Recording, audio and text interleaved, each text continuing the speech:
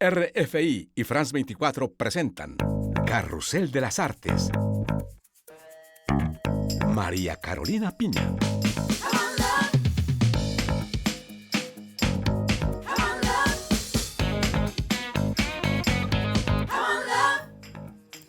Bienvenidos sean todos a este programa con el que inauguramos el 2024 de parte de todo el equipo de Carrusel de las Artes. Sean bienvenidos y reciban nuestros deseos de felicidad, salud y paz para este año. Hoy les ofrecemos conocer y platicar con una figura que obra justamente por la paz. Se encuentra con nosotros la Gran Duquesa de Luxemburgo, María Teresa Mestre. Su Alteza Real, estamos muy honrados con su presencia el día de hoy en nuestros estudios. Muchas gracias, encantada de estar aquí y de poder hablar en español. Eso sí, María Teresa Mestre, la Gran Duquesa de Luxemburgo, hoy en Carrusel de las Artes. No todos los días recibimos a una figura de la realeza europea en nuestro programa, pero hoy tenemos esa suerte. María Teresa Mestre, de usted nació en La Habana. Luego se fue de su país, estuvo en Estados Unidos, vivió en España y luego en Ginebra conoció al que hoy es su esposo, Enrique, que era entonces el gran duque heredero de Luxemburgo, considerado el país más rico del mundo, a pesar de que solo tiene 660,000 habitantes. Pero antes de hablar de las causas que usted lleva, quisiera saber cómo han sido esos 40 años en Luxemburgo, un país tan distinto del país caribeño donde usted nació. Sí, es verdad, es un país muy distinto, es un país muy bonito y donde, claro, la mentalidad se asemeja mucho a la de los países del norte. Se dice mucho que Luxemburgo es la Gibraltar del norte y que es un puente entre Francia y Alemania. Y en efecto tiene la mezcla de esas dos mentalidades, pero siendo muy propio. Luxemburgo y los luxemburgueses son una población muy con su identidad propia fuerte. Y bueno, María Teresa, usted lleva a cabo muchas actividades como Gran Duquesa de Luxemburgo, es embajadora de buena voluntad de la UNESCO, pero yo quisiera hablar de esa actividad que la ha ocupado en los últimos años, es su trabajo de lucha contra las violencias hechas a las mujeres. Usted trabaja a través de una asociación que se llama Stand, Speak, Rise Up, con las mujeres que han sido víctimas de violación en zonas sensibles. Háblenos de esa actividad. Eso está muy cerca de mi corazón, esta causa. En el año 2017 conocí al que no era todavía Premio Nobel de la Paz, el doctor Mukwege. Y el doctor Mukwege se ocupa de las mujeres en su país, en Congo, que han sido víctimas de violación. Y desafortunadamente hay muchas. Cuando yo le oí hablar, me conmovió profundamente y le pedí al día siguiente si me podía venir a visitar. Y muy amablemente vino a verme. Hablamos juntos y le dije, mire doctor, ¿qué puedo hacer para ayudarle? Me dijo, me hace falta una plataforma para un grupo mundial que he creado de víctimas de violación en zonas sensibles, que es un horror mundial y me hace falta darle una voz a estas mujeres. Y entonces enseguida pensé, pues en eso yo le puedo ayudar. Y juntos montamos un foro internacional en 2019 de las víctimas de violación como arma de guerra y en las zonas sensibles. La particularidad de ese foro es que vinieron 50 sobrevivientes de violación de todos los países del mundo, de muchas regiones del mundo, y yo quise insistir para que ellas fueran el centro de mi conferencia, porque he estado en tantas conferencias internacionales donde los que hablan son los especialistas, que les tengo muchísimo respeto, pero encuentro que los que mejor saben hablar del tema y decir lo que les hace falta de verdad son las víctimas. Así que, ¿y qué necesitan las víctimas? Las víctimas necesitan, primero, reconocimiento de lo que han vivido. Parece elemental, pero no lo reciben. no lo habían recibido en 2019 cuando yo hice esta conferencia internacional. La primera cosa que me pidieron es de hacer un speech donde reconocíamos que habían sido víctimas de violación.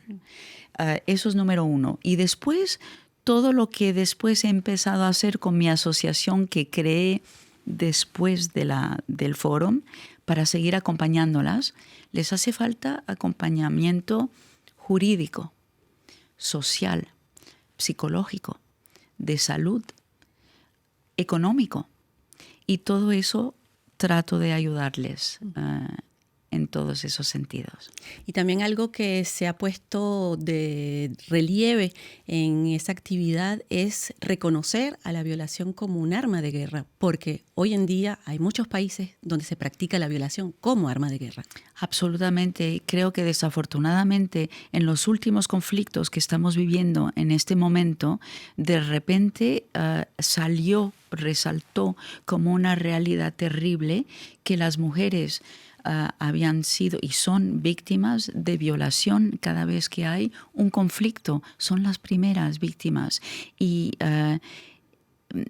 estoy contenta, tristemente, que por fin se hable de la temática. Creo que el hecho que desde 2014 estamos tratando varias asociaciones de poner en la agenda este topic está empezando a ser un tema del cual se habla, por fin.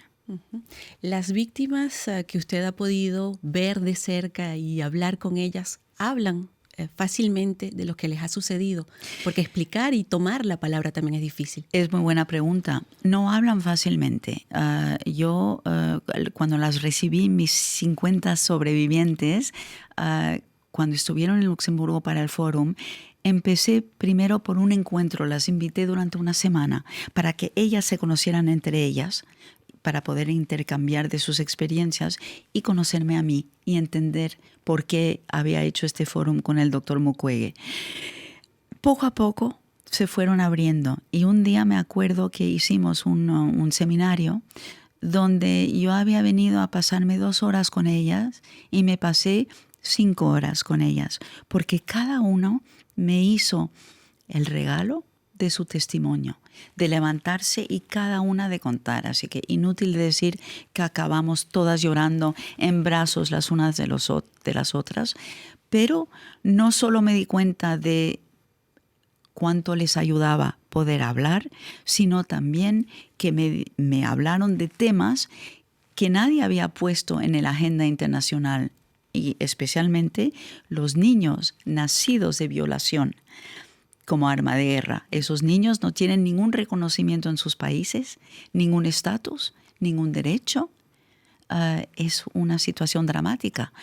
Y gracias a este encuentro y al fórum, pude poner esto en la agenda de las Naciones Unidas, de Pramila Patten, que estaba ahí como representante del señor Gutiérrez. Sí. Usted nos habla de reconocimiento. ¿Cómo se puede seguir avanzar en estas temáticas, en este problema que, como usted lo decía, es mundial?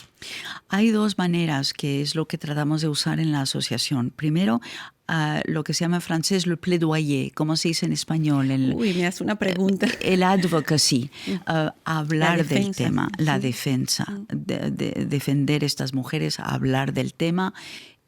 Eso es muy importante por una parte, pero por otra parte igual de importante es la acción concreta, es ayudarles del punto de vista de la justicia, que hagamos lo posible para traer a los tribunales las personas responsables de esto, que las ayudemos a reconstruirse ellas mismas psicológicamente y socialmente, económicamente. Y yo trabajo mucho, he tenido la suerte de conocer al profesor Yunus, que se llama el padre de los microcréditos. Premio Nobel de la Paz también. Premio Nobel de la Paz también. He trabajado con él durante 35 años y siempre meto en mis proyectos la ayuda económica del microcrédito y la ayuda económica social para sacarles del círculo vicioso de la pobreza, si no, no avanzamos. Usted también ha tenido víctimas, por ejemplo, de nuestro continente, de nuestra región latinoamericana, el conflicto armado colombiano, por ejemplo? Absolutamente. He tenido a víctimas de Colombia, he tenido a víctimas de Venezuela que vinieron al foro, que me conmovieron mucho. Una de ellas hizo un testimonio público muy impresionante y sí, he hablado con ellas, como no, y las sigo. ¿Hay algo que se puede reconocer en estas mujeres, a pesar de que vienen de regiones distintas, de conflictos, de guerras distintas? ¿Hay algo común en el sufrimiento o en la manera de salir de ese sufrimiento? Lo que hay de común en el sufrimiento es el hecho de que no se les reconoce lo que dicen, no se les acepta ni se toma la medida de la gravedad de lo que han vivido, que es espantoso. Porque lo que digo muy a menudo es que la violación, cuando decimos violación como arma de guerra, nos tenemos que dar cuenta que no solo la violación en sí es una tortura espantosa de las peores, pero que además va acompañada de otras formas de tortura física que son terribles. O sea que es una... Además, después viene la pena de que son rechazadas por su propia comunidad o su propia sociedad. Y no hablemos de sus hijos. Usted habla de violación, de reconocimiento, y es verdad que según la ONU es de los crímenes menos castigados. Usted habla de justicia. ¿Se está avanzando en eso de llevar a los culpables hacia los tribunales internacionales o por lo menos de sus propios países? Con dificultad, pero se está avanzando.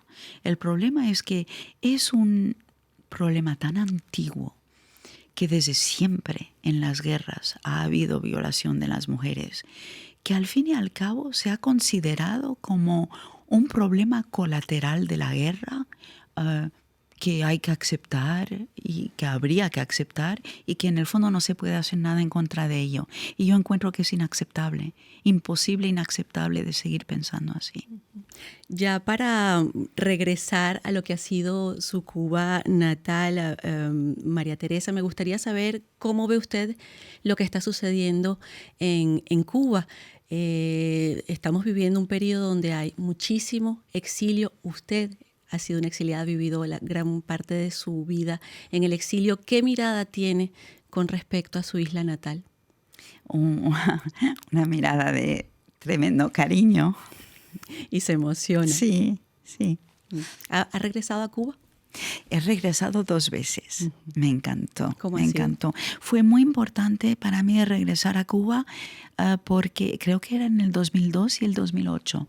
Porque en el fondo me encontré, entendí quién era yo profundamente, mi manera de reír, de pensar, de ser quien soy, de moverme, de bailar, la alegría, de cantar, la manera de ser.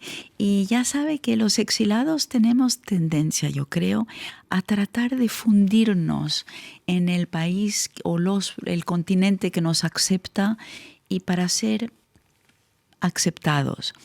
Y eso yo creo que lo hice durante demasiados años, poniendo de lado mi yo profundo. Y su cultura. Mi cultura y mi... Exacto. Y al fin y al cabo me di cuenta, volviendo a Cuba, de quién soy.